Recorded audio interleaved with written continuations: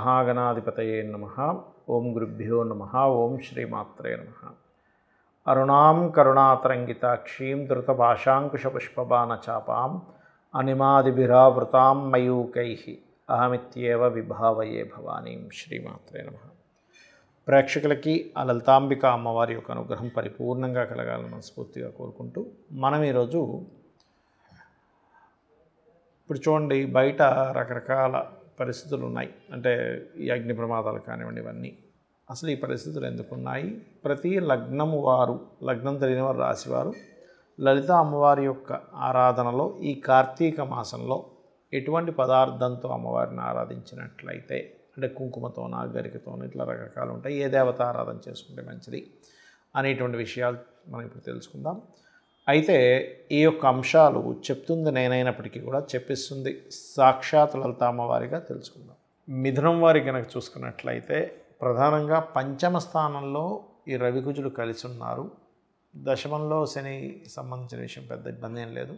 అదేవిధంగా ప్రస్తుతం మీకు గురువు రెండులోకి వచ్చున్నాడు. గురువు రెండులోకి వచ్చి ఉండడం అనేటువంటిది మంచిదే, అంటే ఫైనాన్షియల్గా మంచి గ్రోత్ ఇస్తుంది, అందులో ఎటువంటి డౌట్ లేదు.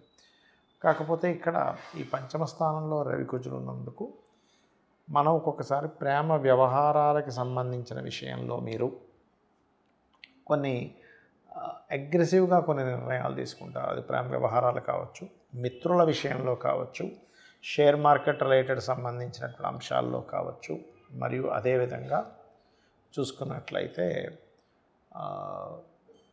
ఏదైనా క్రియేటివ్ సినిమా ఫీల్డ్ రంగాల్లో ఉండేటువంటి వారు కావచ్చు. ప్రధానంగా ఈ రెండు గ్రహాలు కలిసి తులారాశిలో మీకు పంచమ స్థానం అవుతుంది కాబట్టి అక్కడ ఉన్నందుకు ఈ యొక్క అంశాల్లో కాస్త జాగ్రత్తగా ఉండాలి. ఎందుకంటే ఇక్కడ అది అలా ఉండడం ఒక ఎత్తు, భాగ్యస్థానంలో రాహు ఉన్నాడు ప్రస్తుతం పితృస్థానంలో. కాబట్టి దీనికి రెమెడీ ఏమిటి? ఈ యొక్క విషయాల్లో జాగ్రత్తగా ఉంటూ ఒకవైపు పితృకర్మలు ఎక్కువగా చేయండి. ఈ కార్తీక మాసంలో పితృదేవత సంబంధించినవి చేయడం కూడా మంచిదే, అందులో ఎటువంటి సందేహం లేదు.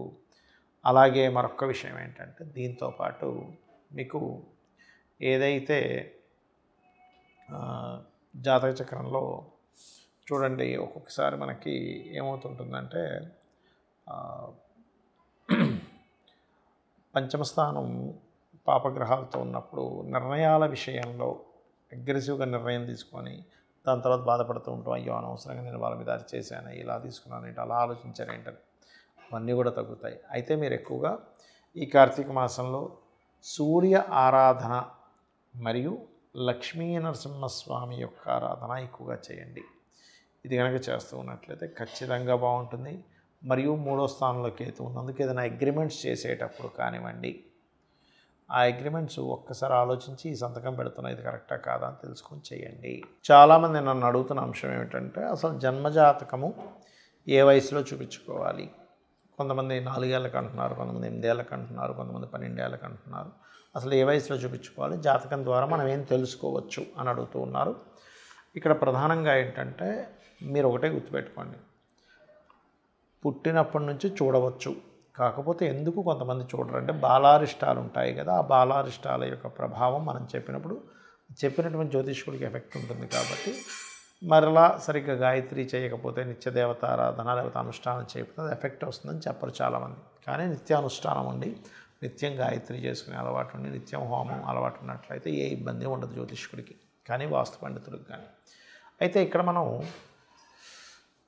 ఈ పుట్టినప్పటి నుంచి అసలు ఏం చూసుకోవాలి, పుట్టిన జాతకుడు జీవుడిది ఏం చూసుకోవాలంటే, చిన్నపిల్లలు చెప్పలేరు, వాళ్ళకు ఉండే హెల్త్ ఇష్యూస్, ఏడుస్తూ ఉంటారు, కడుపు నొప్పి వస్తూ ఉంటుంది. డాక్టర్ గారు కూడా వాళ్ళకి చెప్తేనే కదా ఎన్నెన్నో చేయాలి. అలాంటప్పుడు వాళ్ళకి కనుక పుట్టుకతోనే హెల్త్ ఇష్యూ టైం నడుస్తున్నప్పుడు ఏ గ్రహాలైతే ఆ హెల్త్ రిలేటెడ్ ఇష్యూస్ ఇస్తున్నాయో ఆ గ్రహాలకి దానం చేయడం ద్వారా కూడా వాళ్ళకి లోపల బాధపడుతూ వాళ్ళు చెప్పుకోలేక ఏడుస్తున్నటువంటిది. లేదా కొన్నిసార్లు ఏమవుతుందంటే, చిన్నపిల్లలకి గాలి ధూళి తొందరగా తగులుతూ ఉంటుంది. అందుకే మన వాళ్ళు ఏం చేస్తారు, ఇంటికి లోపలికి వచ్చే ముందు కాలు కడుక్కొని రండి చిన్నపిల్లలు ఉన్నప్పుడు. లేకపోతే బయట మనకి తెలంగాణ సైడ్ అయితే ఒక చీపురు లాంటిది కానీ, ఒక ఎనప రాడ్ లాంటిది కానీ అడ్డం పెడతారు తలుపుకి, మీరు గమనించండి. ఎందుకంటే గాలి సోకుతూ ఉంటుంది. అలాంటివి రాకుండా ఉండడానికి కూడా మన వాళ్ళ ఇంట్లో సాంబ్రాణి వేయడం ఇటువంటివి చేస్తూ ఉంటారు, గుర్తుపెట్టుకోండి.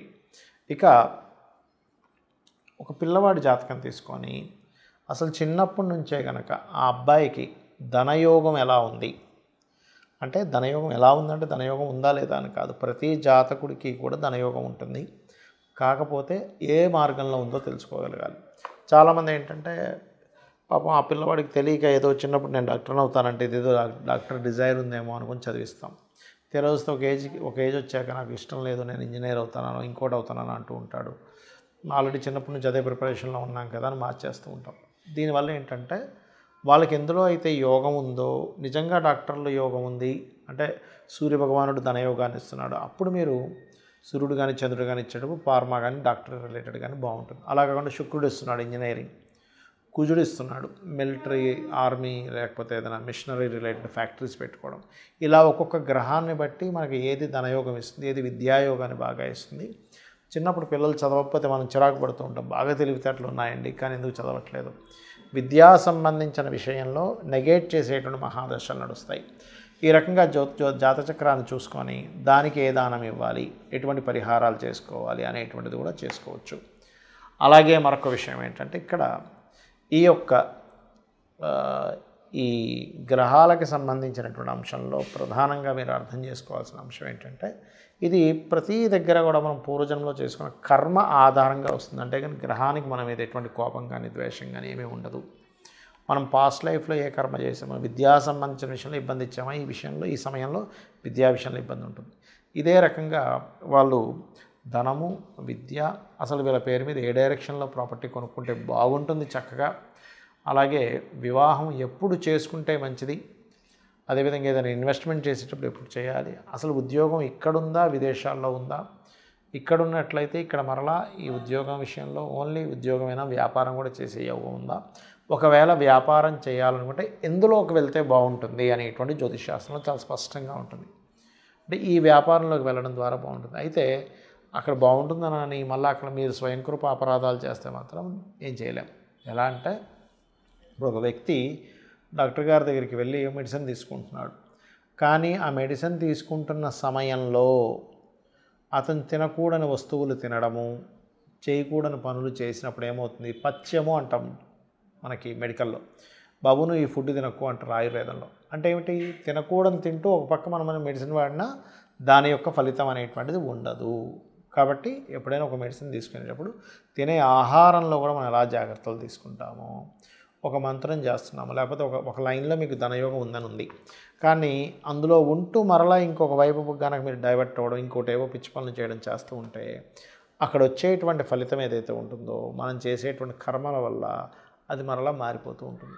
ఎలా అంటే ఇప్పుడు చూడండి, సూర్య ఆరాధన చేస్తారు కొంతమంది. సూర్య ఆరాధన చేసేవాళ్ళు కొన్ని నియమాలు పాటించాలి. ఆదివారం రోజు శ్రీతైల మధుమాంసాన్ని త్వచతే అంటారు. అంటే స్త్రీని కలవకూడదు, మాంసము మధువు తీసుకోకూడదు, మరియు అదేవిధంగా తలకి నూనె రాసుకోకూడదు. అంటే ఏంటి, ఇక్కడ జాతక చక్రంలో మనకి ఏ ప్లానెట్ స్ట్రాంగ్గా ఉంది, దానికి తగ్గట్టుగా మనం ఏం చేస్తున్నాము, మన లైఫ్ బాగుండడానికి ఒక జ్యోతిలా కనబడేటువంటిది, అంటే జ్యోతిలాగా మనకి కనబడుతూ వెలుగునిచ్చేటువంటిది జ్యోతిషశాస్త్రం. కాబట్టి తద్వారా మనం తెలుసుకోవచ్చు. అయితే ఇక్కడ చాలామంది ఏంటంటే, ఏమండి మరండి కరెక్ట్ జ్యోతిష్కులని ఎలా కనిపెట్టాలి అంటే, ఖచ్చితంగా వాళ్ళు మీ ఇంట్లో ఉండే వాళ్ళ తత్వాలు చెప్పగలుగుతారు నిజంగా జ్యోతిషశాస్త్రంలో. అలాగే మీకు పాస్ట్లో జరిగిన 1-2 ఇన్సిడెంట్స్ ఖచ్చితంగా చెప్పడం జరుగుతూ ఉంటుంది. మీ యొక్క తత్వం, మీ ఇంట్లో వాళ్ళు ఉండే తత్వం, మదర్, ఫాదర్, పిల్లల దగ్గర నుంచి, అదేవిధంగా మీ భార్య, మీకు ఒకవేళ పెళ్ళైతే భార్య లేక భర్త యొక్క తత్వం తెలుస్తుంది, మ్యాచ్ అవుతుంది. ఒకవేళ మ్యాచ్ కానట్లయితే ఎక్కడైనా లగ్న సంధి పడిందేమో కూడా చెక్ చేసుకుంటారు.